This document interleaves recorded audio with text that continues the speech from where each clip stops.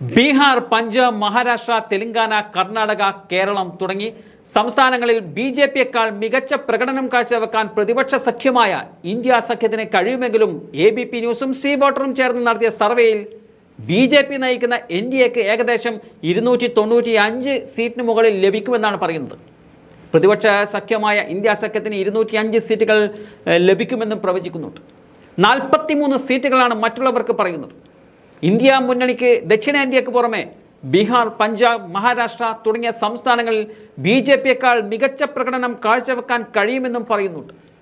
December 15 മുതൽ 21 വരെയുള്ള ദിവസങ്ങളിൽ 543 മണ്ഡലങ്ങളിൽ നിന്നാണ് എ.ബി.പി ന്യൂസ് സീ വോട്ടർ സർവേ നടത്തിയത്.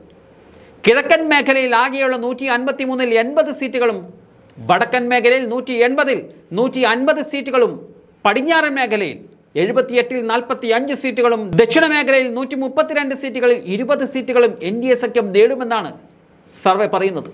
കേരളവും കർണാടകയും തമിഴ്നാടും തെലങ്കാനയും ഉൾപ്പെടുന്ന ദക്ഷിണ മേഖലയിൽ ഇന്ത്യ സഖ്യം 80ഓളം സീറ്റുകൾ നേടിയെടുക്കുമെന്നും പറയുന്നുണ്ട്.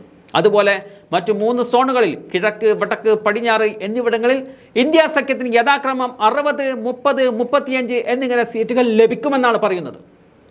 നിലവിൽ കണക്കനുസരിച്ച് മൂന്നാമതും മോഡി തന്നെ അധികാരത്തിൽ തുടരുമെന്ന് തന്നെയാണ് സൂചനകൾ കാണിക്കുന്നത്. എന്നാൽ ഇന്ത്യ മുന്നണിക്ക് അല്പം പ്രതീക്ഷ നൽകുന്നത് മറ്റുള്ളവർ നേടുന്ന 43 സീറ്റുകളിലാണ്. അങ്ങനെയെങ്കിൽ ബി.ജെ.പിയുടെ 24 സീറ്റുകൾ പിടിച്ചെടുക്കാൻ സാധിച്ചാൽ അധികാരം പിടിച്ചെടുക്കാൻ ഇന്ത്യ മുന്നണിക്ക് കഴിയും. കാരണം കേവല ഭൂരിപക്ഷത്തിന് വേണ്ടത് 272 സീറ്റുകളാണ്. എന്നാൽ ഇപ്പോഴത്തെ സാഹചര്യത്തിൽ അത് എത്രത്തോളം പ്രാവർത്തികമാക്കാൻ സാധിക്കുമെന്നത് ഒരു വലിയ ചോദ്യചിഹ്നമാണ്. ഇന്ത്യ മുന്നണിയിലെ അനൈക്യവും സീറ്റ് വിഭജനത്തിലുണ്ടാകുന്ന പ്രശ്നങ്ങളും നല്ല രീതിയിൽ പരിഹരിക്കാൻ മുന്നണിക്ക് സാധിച്ചില്ലെങ്കിൽ ബി.ജെ.പിയുടെ സീറ്റ് 300 കടക്കുമെന്നതിൽ തർക്കമില്ല.